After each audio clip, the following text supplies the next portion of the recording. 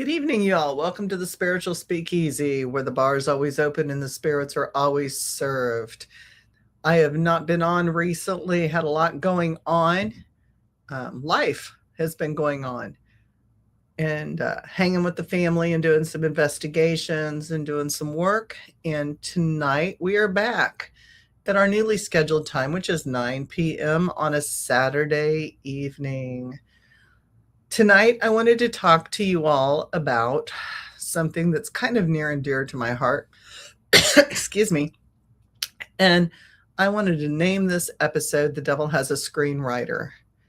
One of the things I'm fascinated with is horror movies and TV shows, anime that has rituals in it and things that seem to use a lot of symbolism or sigils or even referencing real legit ceremonies. And does that really induce something because they were using a real ceremony in it? So I thought I would talk about that tonight, using real rituals and real demons, Hollywood magic. What happens when sacred practice becomes entertainment? And to me, this is like a big deal. And the thinking behind this is that the film and television industry routinely borrows genuine information from different religions and ceremonial magic. Grimoires, folk traditions, voodoo, Yoruba, Christianity, Judaism, mysticism, Asian spirit traditions, and demonology. And with that, then, they reproduce it. And sometimes they reproduce it accurately, and sometimes they reproduce it inaccurately. One never knows which way they're going to go with it. And if you don't know the rituals, you really don't know what's going on with that particular reproduction. Sometimes they alter it on purpose. Sometimes they don't alter it at all. And sometimes they combine 6 unrelated traditions and hope nobody notices because they really do not know what is going on with that. But the uncomfortable question still remains: when somebody reproduces pieces of an actual ritual without believing they're performing a ritual, what exactly have they done? Have they actually done that ritual? And underneath that, does the ritual require specific attention and intention, or can it correct the action itself? Meaning, going through and having actors light candles and actors draw things out, does that actually induce the ceremony or call in what they're talking about calling in? Or does it take more intention, or does it take other specific things to go along with it? And that's where I intend to go with this tonight. So, have you ever sat there and you're watching, Sabrina the Teenage Witch, or any series, any movie that's a horror movie, and they're drawing things out, and you go, wait, like if you're a witch, you're going to go, wait, what the fuck, man? That's like a real thing. I've done that shit before. I know those words.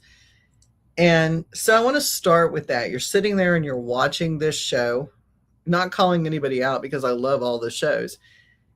But think about that moment where you're a practitioner and you're listening or you're watching and you go, I know that sigil. I know what they're doing. It's a spooky thing. They've got the candles lit.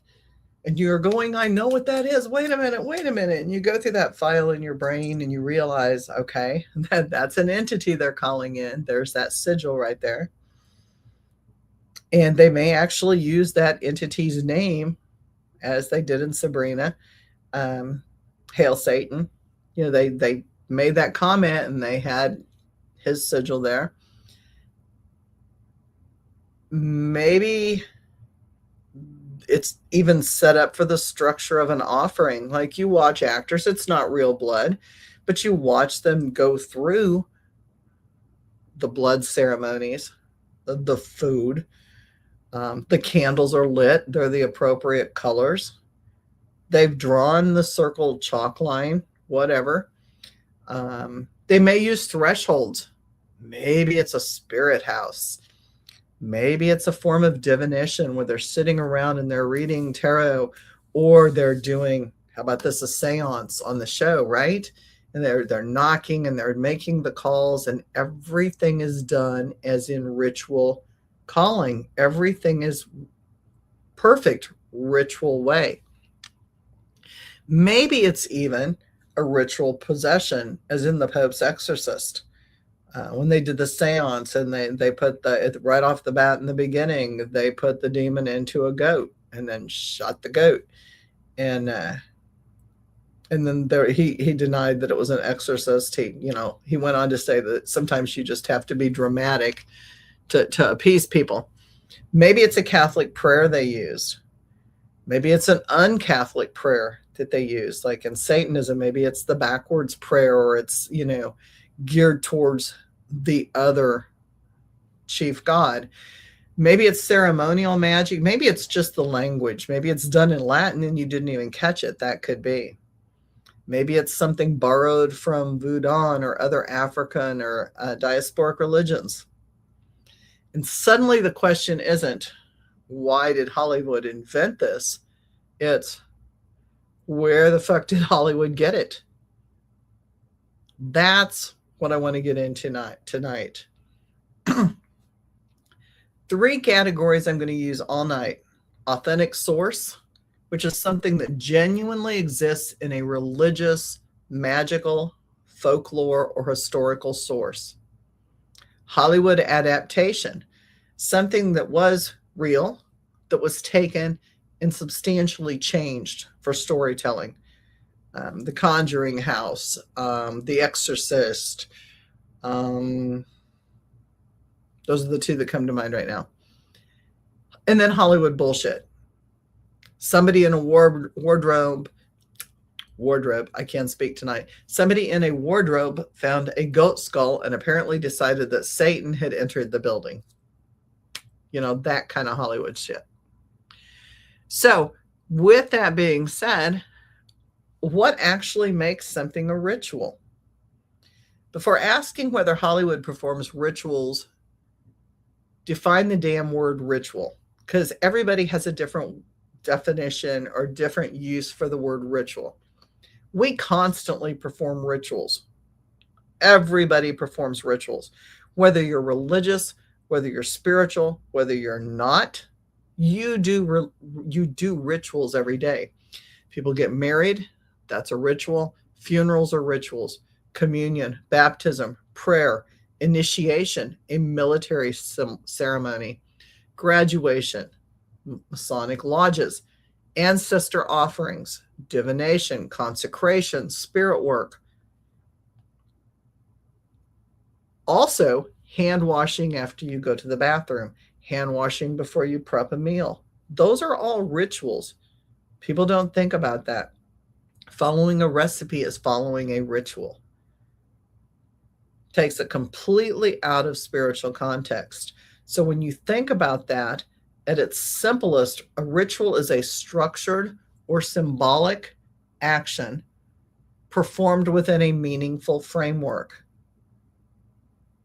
So when you think about that, washing your hands before you prep food is a structured action performed in a meaningful framework. You're washing your hands to get the germs off of them before you touch the food that you're going to eat and cook.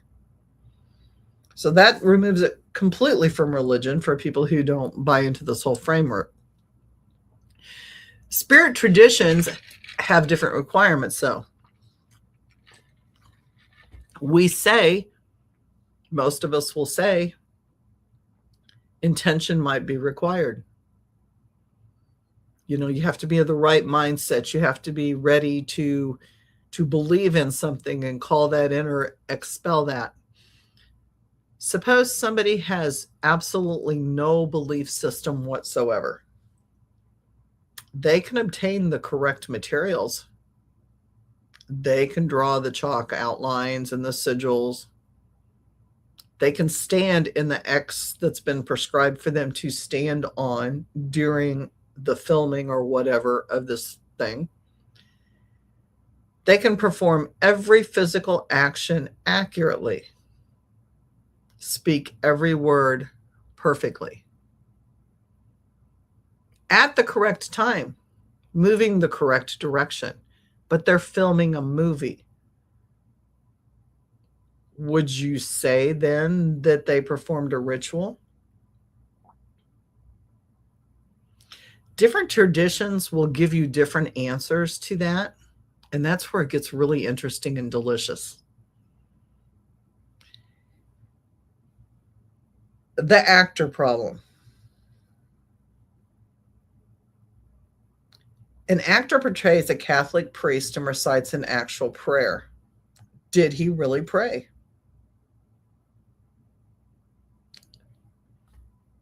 Interact with me. Answer that. Somebody send me a message, like a comment on this. If a priest, an actor playing a priest, says a prayer on TV, did he actually pray? Most people are going to probably say not necessarily. He acted, but he said the prayer. So in turn, was there any intention with that? Was the message sent? Did the energy flow for the message to be sent? Food for thought. Next thought. An actor performs a historically documented invocation from an occult text word for word. Now people get a little uncomfortable. And again, I'm going to take you to Sabrina. I'm not picking on Sabrina. I love that show. But there was a lot of very accurate spell work and accurate things that were being said. So let's just take that because it was a fun show. If the actors and actresses performed a historically documented invocation from an occult text word for word, did they actually perform the invocation? And why do people get uncomfortable with that question? Because it's entertainment. It's supposed to be entertaining us. But what if these TV shows are really calling things in? Because it's a possibility that they are. What if they really are? What if, just say what if an actor says wedding vows to another actor? Are they married? But it's a ceremony, right? It's a ceremony. And with it being a ceremony, did they not actually repeat those words? So where does reality stop and where does it start? They are not actually married because there's no legal paperwork on it, and they are acting, right? Because legal marriages require what? Authority, context, intention, not just the correct words. Let's say an actor receives a pretend invitation. This is all on a TV show. Actor standing there on the movie or video, they receive an invitation to an initiation into a religion using reconstructed initiation imagery. Meaning, let's say somebody was called into, a voodoo ceremony. Or maybe they were called into a church and they're going to receive a baptism. And they show up, and this is all film. This is not real. This is film. These are actors and actresses. But the words that are spoken are the real words from the service that's being used. Most people would say, practitioners would say, many initiatory traditions, this is just a reproduction, and absolutely fucking not. This is not real. Who decided whether it was real or not? It was taken from a real ritual, right? word for word, because ritual is not just choreographed. It's not just a speak the word and it's going to happen. It takes a little more than that. Maybe there needs to be authority. Maybe there needs to be lineage. Maybe there needs to be a consecration of something real, not fake plastic.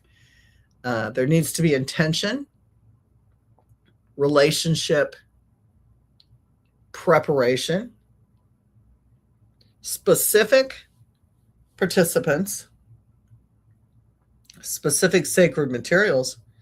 Sacred not meaning movie props. And knowledge that isn't publicly available.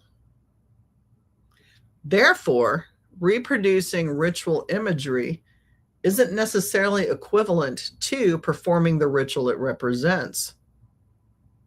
But hang on a minute. Here comes a harder question. What if some traditions believe certain words and names and sacred actions possess power independent of the performer's understanding? Now, what does that mean? It means we're going to go down a deep rabbit hole. That's what it means. What it means is there are beliefs in the metaphysical world that when you speak certain words, whether you intend to or not, remember, I always talk about thought, word, and deed. You speak it whether you mean it or not, you have just put it into motion. So if you're speaking it and you're putting it into motion, then are those actors and actresses in effect putting that ceremony or that surface, that action, that ceremony, that purpose, are they not putting that into action? They're saying it with intention, not intention to invoke, but intention to get their lines delivered in a way that's believable. And is that not invocation in itself? If I'm saying something that's so believable that the people watching it at home on their TVs or in the movie theaters are going, whoa, shit, that was some real shit. That was far out. They just put their intention into it. So again, before we go down the rabbit hole, let's think about this. What if some of those things on the TV screen, the movie screen, have taken traditions that believe that particular words and names and sacred actions possess power independent of the performer's understanding? Hey, Jay, good to see you. Yeah, I think it is a good question because we see this all the time. And now we've just dropped down a huge rabbit hole, right? We're chasing rabbits tonight. Go demonology, Hollywood's demon library. Audiences often assume Hollywood invented demon names. No, they didn't. Long before Hollywood. Take Paimon. Hereditary made Paimon famous to audiences who had never opened up a grimoire. But Paimon appears in demonological texts long predating Arioster. Likewise, Belial, Asmodeus, Astaroth, Baal, Bauer, Stolas. Many others appearing in popular media have histories extending far, far beyond their current fictional representations. Asmodeus. He's not simply the sexy demon from modern occult TikTok. He's not, believe it or not, people listening, he's not a TikTok-generated demon that everybody wants to hook up with. His liturgy and literary history goes back much, much further. Notably, let me speak English here, notably appearing as himself in the Book of Tobit. Later demonic or demonological traditions developing additional characteristics. Now, Hollywood inherits centuries of reinterpretation. What's important to know with this is audiences assume there's one canon, this is a hard word to say, canonical demonology. There isn't. What that means is there's not just one text related to demons. There's like all religions have their demons. Later religious interpretation will add something. Ancient texts say something else. Medieval, early, modern demonology adds another layer to it. Grimoires systematize things in a completely different manner. Modern occultism reinterprets again and again and again. TikTok, wonderful TikTok, then makes him your emotionally unavailable demon boyfriend, as does AI and all the other things that you can buy into. By the time the audience meets the entity, they're sometimes encountering 2,000 years of theological telephone. Now, remember being a kid and playing the telephone game, right? Where they line up 20 kids and the teacher whispers in the first one's ear and it goes all the way down. And by the time it gets to the last person, it's a completely different message. So imagine meeting something for the first time in 2026 on TikTok. Jay's saying, can just saying a demon's name during an investigation actually conjure that demon? Can it? I would say it depends on interpretation. It depends on what you're wanting, intention, interpretation. What are you going for? What do I personally believe, Jay? I think, yeah, I think if you say it, you can invoke it, but I think it depends on your intention. I mean, I call in things all the time. I love to call in things. I mean, I work with angels and demons, and I have pocket friends of all kinds. So if they talk to me, I think it's absolutely wonderful. And for when people buy tickets to investigations, if I can call something in for them to get to talk to, I think it's great. Can just saying their name do it? I think sometimes it can. It depends, again, on who's doing it. And you also have to realize, and I haven't even brought this up, what state of mind is the actor or actress in when they're doing that? You know, like if they're on drugs, which, you know, the entertainment industry is like any other place. You've got your habits, right? And if somebody's impaired and they're acting that part, does not that possibly weaken that veil? Does that not open that door for something to possibly come in that's on the set or attached to things or even attached to that person? Absolutely. I'm a firm believer in that. And I don't think there's too many demonologists that would argue with that. So let's look at the movie Hereditary. Hereditary works beautifully because it uses an entity with a historical demonological precedent, Paimon, while constructing a largely fictional cinematic mythology around him. He was not invented for a movie, people.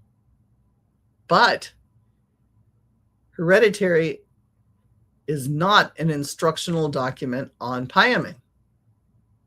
Duh, right? I mean, what movie really is, right?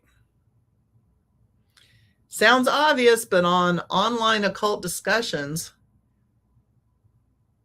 somebody will say that it does. Someone finds out that Paimon exists in grimoires and concludes, holy shit, that means that the movie's ritual was real. No. People need to start doing more going down rabbit holes and reading and deep diving and investigating themselves. Just because a ritual was used and you find out that Paimon really existed and he was not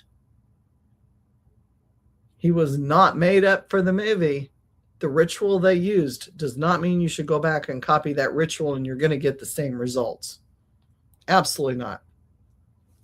Historical source for an entity does not equal historical source for every scene involving an entity. And here's the bigger lesson involved in that. Authenticity in one detail can make invented details feel authentic too. Take the movie The Exorcist. There was a lot of real things in there. There was a lot of made up things in there also. So just because some of the stuff was real does not mean the entire movie was real. Filmmakers exploit that constantly. That's their job, right? To make it look real, to make you sit in your chair and believe this is happening. That's entertainment. So oftentimes they'll use one genuine sigil, one genuine name, one authentic Latin phrase, one legitimate occult book. Might have even been bought and or purchased and put on display in that moment. A real grimoire, a real exorcist Bible, whatever.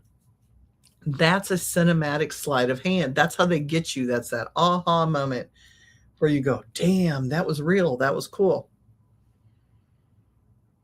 So I keep talking about The Exorcist. Let's talk about The Conjuring and The Exorcist problem. Now we're going to lean towards Christianity. Christian rituals appear constantly in horror films. The crucifix, holy water, prayer, blessings, priestly vestments, relics, confessions, exorcisms. How many movies have you seen an exorcism done in? Invocation of Christ. And here's a double standard worth discussing. People frequently worry, what if the movie accidentally performs a demonic invocation? But you don't hear those same people say, what if the movie accidentally performs an exorcism? Whoa, that'd be some wicked shit, right? Why does our culture assume that evil rituals or evil ritual works accidentally when sacred ritual requires belief? Which I think is what Jay was also alluding to when he said, you know, can you invoke something just by calling that name? What about when you say Christ's name? We're invoking that as well, if you're following that belief system. So the question I'm asking is, why does our culture assume evil ritual works accidentally? Whoops, they just summoned something. While sacred ritual beliefs, while sacred rituals require belief. That's a fascinating theological bias. It really is. And if intention doesn't matter for one, then intention should not matter for the other. Right? I mean, that's balance. That's how I see it. It's balance. If spiritual authority matters for an exorcism, could authority also matter for invocation? And if initiation matters in one tradition, wouldn't it also matter in another? This is where Christianity actually strengthens your investigation when we're talking about that. So think about that. If it's required for one, it has to be required for the other. You can't just use it when you want to use it and pick and choose. If intention is required to bring in evil, then intention would be required for the Christian, for the positive things, the blessings and the cool stuff that they do that's positive. But flip that around. If you believe that the person who's acting like the priest says a prayer, then you're not calling anything in unless there's intention. Then how are you calling something in when the demon worker's calling in the demon? Because there's no intention. You can't pick and choose which side you want it to be on. It has to be one or the other. Now, we've already established that the horror movies, they cross a lot of lines when it comes to spirituality, and they take a lot of things. But one of the things that's huge is the horror industry's voodoo problem. And I'm going to get serious about this because I have been initiated in voodoo. Hollywood has absolutely shaped, I'm going to sneeze, sorry. Hollywood has absolutely shaped the public perception of voodoo. Think about what comes to mind when you think of voodoo. And anybody's welcome to join in on any format. We've been shaped, those people who have not been initiated or have no idea. There's going to have to be a doll, right? There's going to be pins. There's going to be a curse of some kind. There's going to be a zombie. God knows, serpent in the rainbow, the goofer dust. The snake. There's always a snake in voodoo, right? Always a snake. Blood, possession, got to have a graveyard, got to have somebody dead or nearly dead or brain dead. Some of those things have relationships to actual historical practices or folklore. Others have been exaggerated and conflated or completely detached from their religious context. And the result is really important. Entertainment can transform another person's sacred tradition into someone else's monster. That's a form of influence that we don't have to speculate about. It happened culturally. Look at the colonial missionary issue. When European and Christian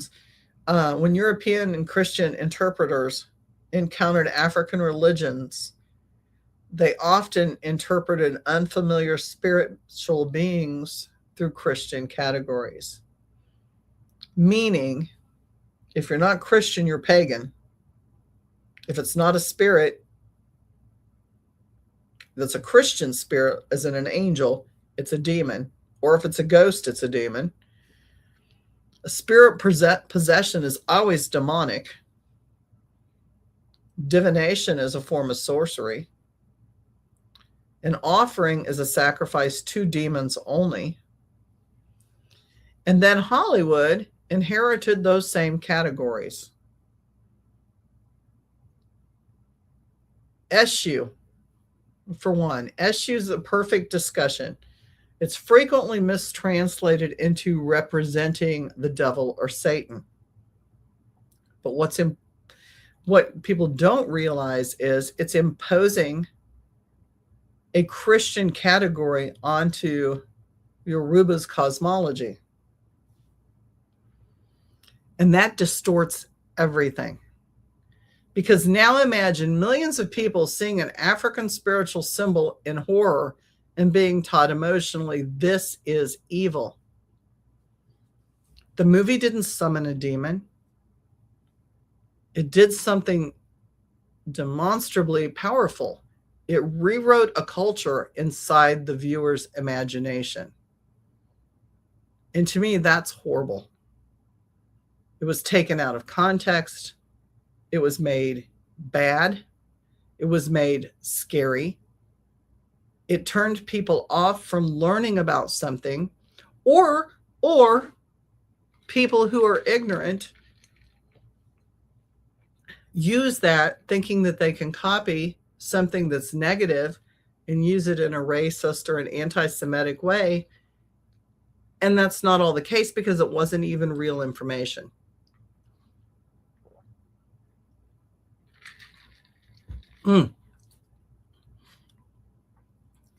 Possession is another whole thing. One word, very, very different things. Hollywood has one model of possession. Something enters a person, the person loses control, person becomes terrifying. Priest practitioner arrives at said house with said person who has had said terrifying thing enter them, and a battle occurs. The entity exits, and the credits roll. Every horror movie that's out there, or if there's going to be a part 2, the entity may not exit, but same scenario, right? that is predominantly influenced by a Christian demonological model. But spirit possession and trance has completely different meanings across cultures. In some religions, spirit possession can be ritually structured and culturally meaningful. It doesn't mean that the alter state is supernatural. It means that the culture interpretation isn't automatically a demon got inside of you.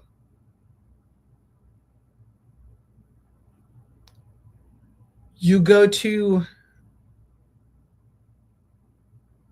heavy Pentecostal churches where people take in the spirit and they dance and they speak in tongues.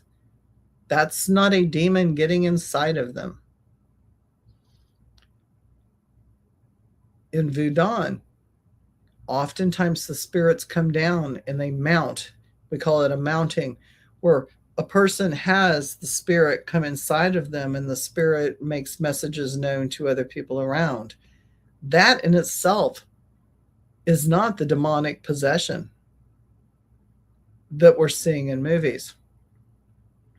So now we have to talk about the difference in a possession and a spirit entity understood as taking significant control. The person being in a trance.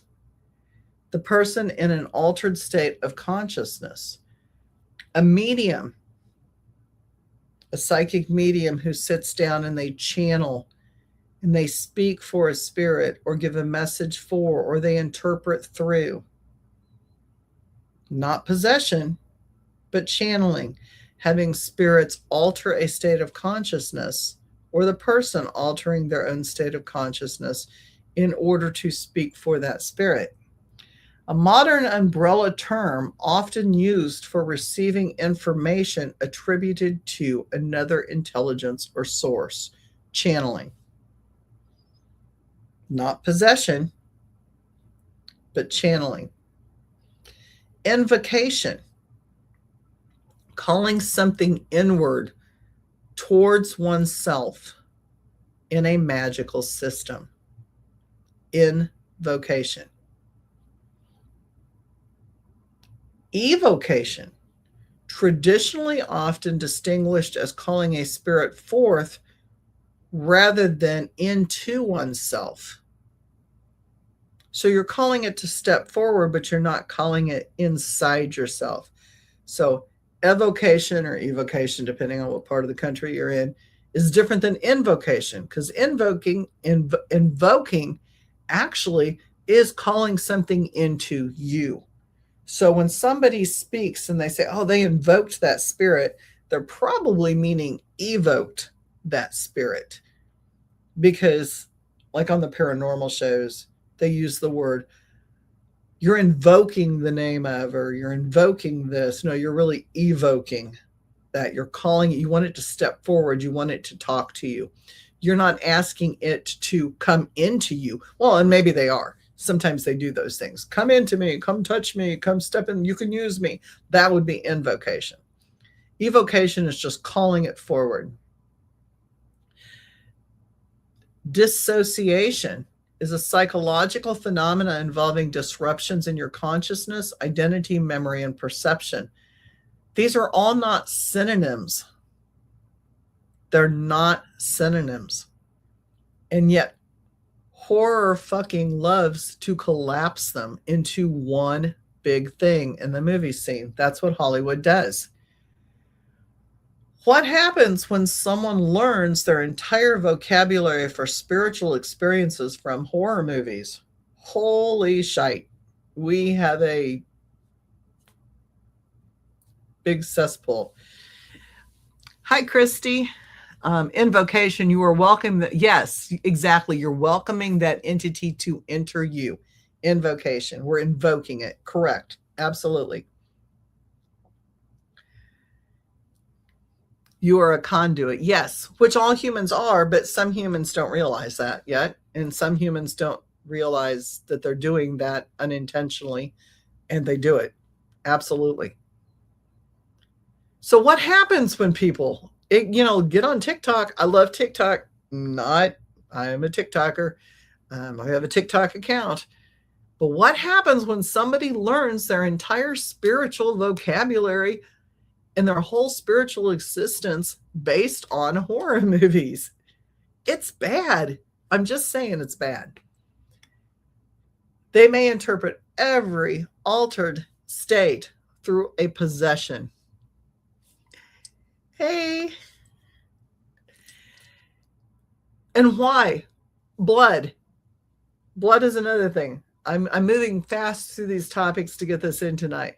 But Hollywood fucking loves blood. Everything has blood in it, right?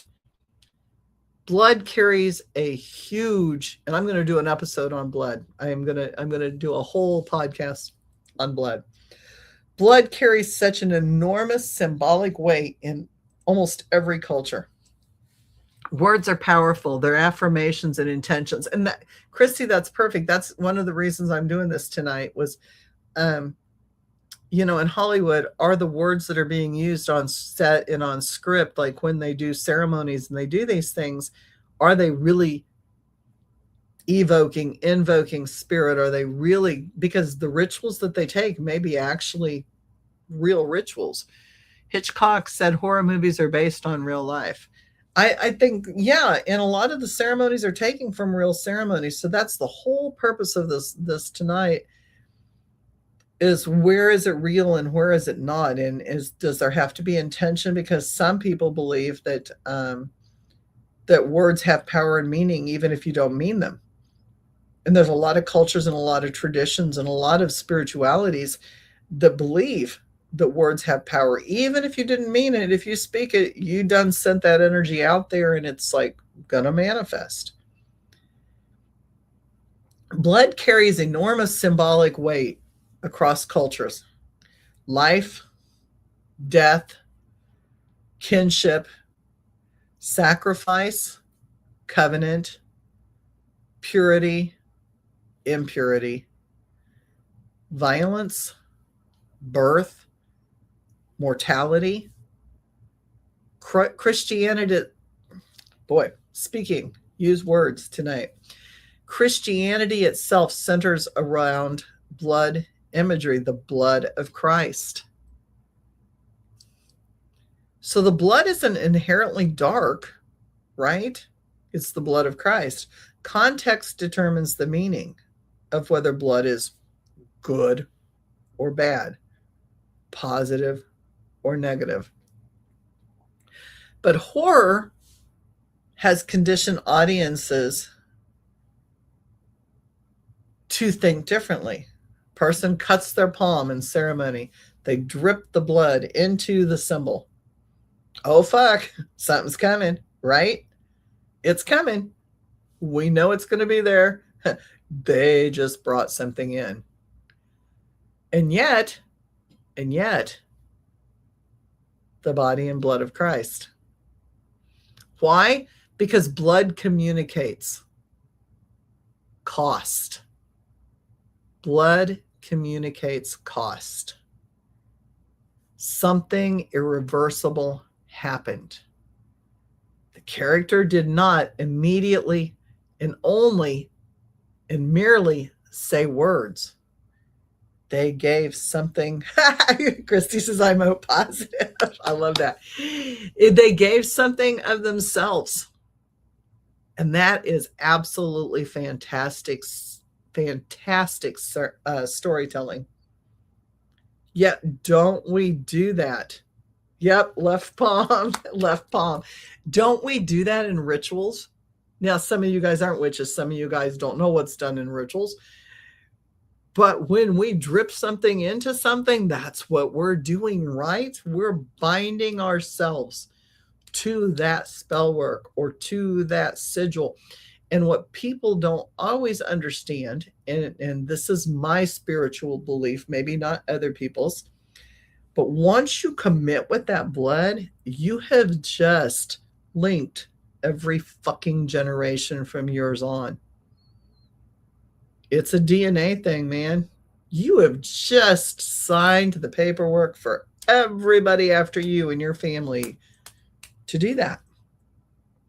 It seals the fate for you and your family. But again, cinematic symbolism, does it or does it not mean automatic magical operation? Just because that actor looked like he took something, I'm just going to pick up something here, and cut their hand, which really they don't do. I hate to say that. They don't. And they drip blood into that sigil, which isn't real blood, but the sigil's real. Did they actually start that process? I'm going to beg to differ, no. But I think, again, it depends on the intention, and it depends on how fucked up in the head, what drugs and alcohol were on board on the set. I think you have to look at all of those things. Mirrors, doors, and thresholds. Oh, you were blood oathed at 3 years old. Family curse continues. I was not blood oathed, but I have since blood oathed. And so my poor family. Yeah. Yeah. I don't like that, the family curse. I don't know whether I would call it a curse or not. It depends on what kind of work you're doing. Mirrors, doors, and thresholds.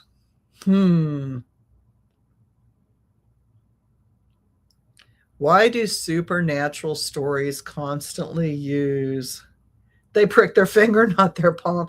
It depends on how much blood you need, Christy. I always say it depends. I mean, I bleed pretty good, but really cutting something is not as harsh as those damn finger pricks. Those hurt for days. They're like paper cuts. It's a little trivial thing, like, using a blood glucose thing to elicit a teeny drop of blood, like, hurts for a week. Why do supernatural stories constantly use mirrors, doors, windows, crossroads, staircases, wells, caves, forests, bridges?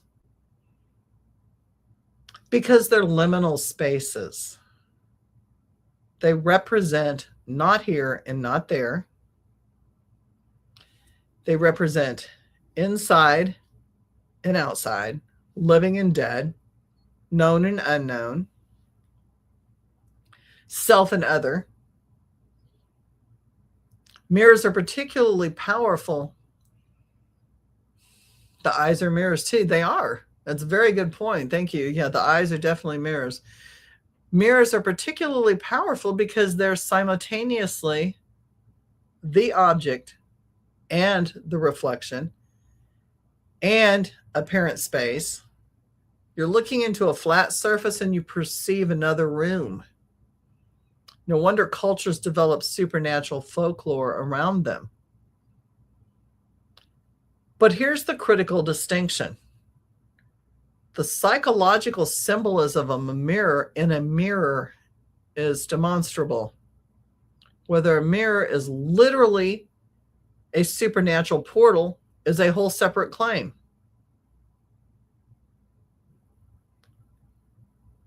You can talk about whether it's a portal or it's a symbolic thing without confusing those. And that's where you need to stop and reflect and think about what it is that you're doing. Yeah, most of us believe that mirrors are multidimensional. But you also have to do your research and you have to understand why that belief is so in different cultures, because there's many cultures that don't believe that as well. I believe there's more cultures out there and more spiritualities or religions out there that do believe that they're dimensional or multidimensional than there are that don't. When you think about vanity, it's not just vanity looking in the mirror. There's things that look back. Like the Amish, old traditional Amish orders don't have eyes on dolls. And it gets in, that is a whole thing about seeing and being vessels, and mirroring. The eyes mirror the soul, and they reflect. So when you get into those things, there's a lot of reasons that people have that. And there is a lot of superstition about that. But you need to think intelligently about that and not just accept the folklore that said movie has told you. Because that's a thing. Now, going past it, and I'm skimming these superficially for tonight's discussion. Christy says it's our intention in everyday life that predicts what happens. Yeah, I believe that too. I do. But I also think if you flat out say something ignorant and it's not nice,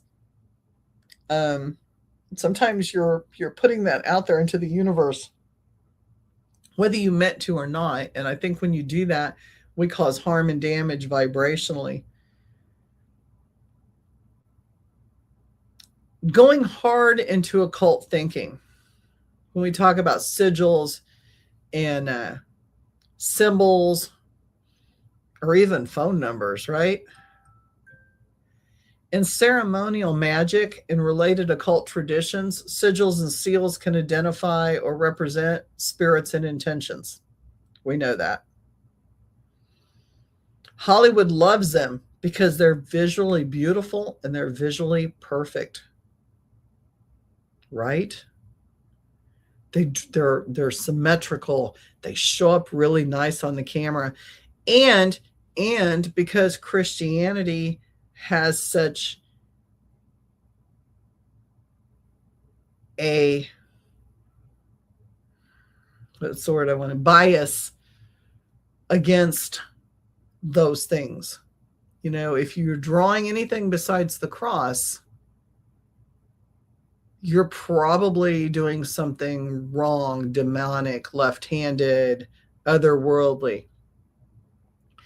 But so it affects people. Like when you see somebody draw a sigil, even if it's just a basic pentagram, everybody goes, oh shit, here it comes. It's bad. This is going to be bad. Something's going to happen in the movie. This person's going to get possessed.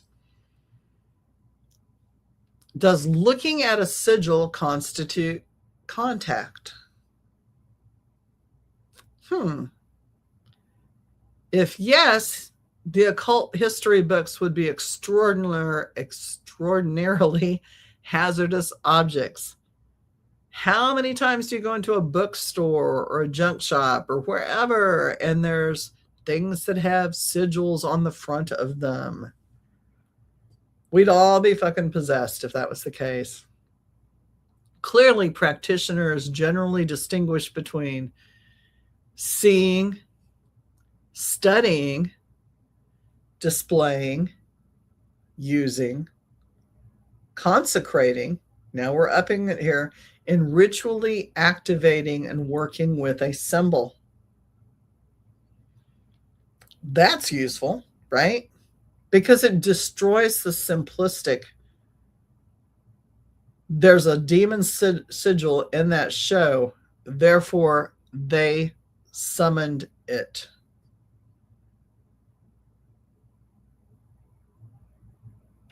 Just because you see the sigil there does not mean it's summoned. Maybe not. But then let's ask another question. Can a symbol alone, influence someone without being magically activated? It's an interesting thought. By drawing a symbol, anybody drawing a sigil or a symbol, let's don't even call it a sigil. Let's just call it a symbol. Can that magically activate? Does the symbol itself have enough influence, enough power to activate itself? Absolutely. And I'm going to tell you why I think that way. Look at the swastika. It produces a huge emotional reaction. Look at the cross. For some people, it elicits a huge emotional reaction. Look at the national flag of any country. And for those citizens in that country, it will elicit a huge emotional response, as does a wedding ring. Symbols carry learned meaning. And once that meaning is learned,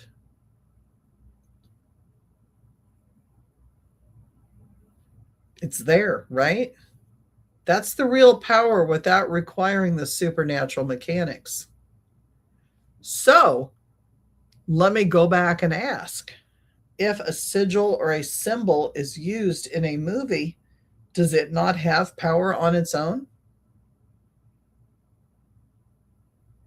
And if you've noticed, I've completely circled the topic.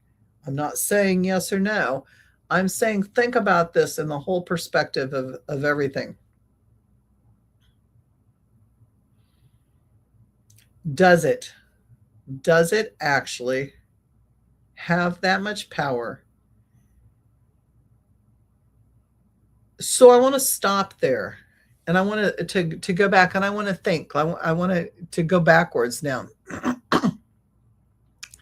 If excuse me, I've talked for an hour.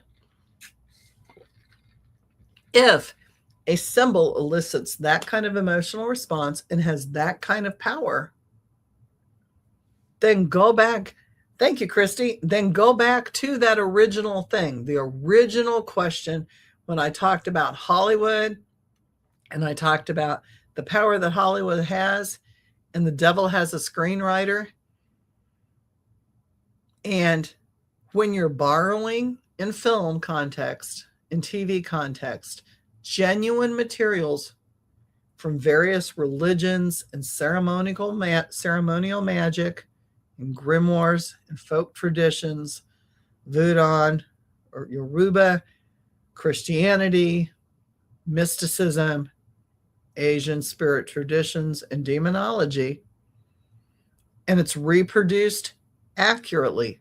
Keyword reproduced accurately. Have we performed a ritual? When somebody reproduces pieces of an actual ritual without believing they're performing a ritual, what exactly have they done? And then the second question that I asked was, does the ritual require intention, or can correct action itself carry significance? By drawing that sigil or drawing that symbol, did we in fact connect with something? Did we open the doorway to something that we shouldn't have or should have? Christy says watching a movie can influence us as well. Absolutely, the energy. And that's the whole purpose of this. Can it or will it not? Because the controversy out there is movies are getting more and more detailed. Even though they lump a whole lot of things together, they're getting more and more detailed, and they're using more and more correct rituals because they're out there now. Internet has made these things available in communication with these things. Chat GPT, all these different things have done that. So then when they draw that circle and they draw whatever they're invoking inside that circle, even if it's just for the purpose of filming a movie, did they call something in? And by you watching it on a TV screen, not even being there, but you're watching it and you're seeing that sigil, does that energy come through? I think so. I think, Christy, I totally agree with you. I think there are times when, hell yeah, I think we've let things in and we've brought things in by doing it. I do. And I think it's foolish to think that we're not doing that. You know, and I do it. I'm like, I'm not being hypocritical here at all. These are things that I do. Some of these are ceremonies that I do, and I invoke things and absolutely. But I think it's food for thought. And so I'm going to end tonight with that thought, and I want people to think about that and DM me or make comments on this video or send requests for other things, because I've got a lot of rabbit holes to go down in regards to this. Christy says, oh my God, yes, the rituals are absolutely real. Hollywood has done it now. And Jay says intention is a key. A sex scene infers something, but usually it's just acting. But then like Helter Skelter and the people that it does open doorways for. And think about the things that happen to the actors and actresses that are filming these shows. And think about the I just lost my train of thought. Yeah, think about that when I just lost my thought. Think about the things that have happened on movie sets and to the actors and actresses themselves that have played these parts. And when you start researching things like that, you cannot help but sometimes think there is a link. And again, a lot of the actors and actresses may or may not be impaired during the filming of these things. And I think anytime you introduce drugs and alcohol to a scenario when you're doing rituals and sigils, whether it's, on command with a script or you're doing it by yourself, there's consequences. And just as I said that, Christy says actions have consequences when you're reenacting a ritual. I think they do. I do believe they do. So with that, I am going to leave tonight's discussion, and I'm going to continue part 2 next Saturday. So those of you that are on or have found this interesting, please join me next Saturday for part 2 of this. And we're going to go down deeper into the rabbit hole. And for those that have been joining in with this conversation, thank you so much. It really makes it easier to do a podcast when I have people communicating with me, and it also makes it a lot more fun. I appreciate that. How many great actors became who they're playing? Yes, and lost themselves, totally lost themselves. And that's not even getting into the actors who are wearing skin suits that are actors within actors, and that's another whole thing right there. But for sure, Linda Blair acting in the yes. Yeah. Well, a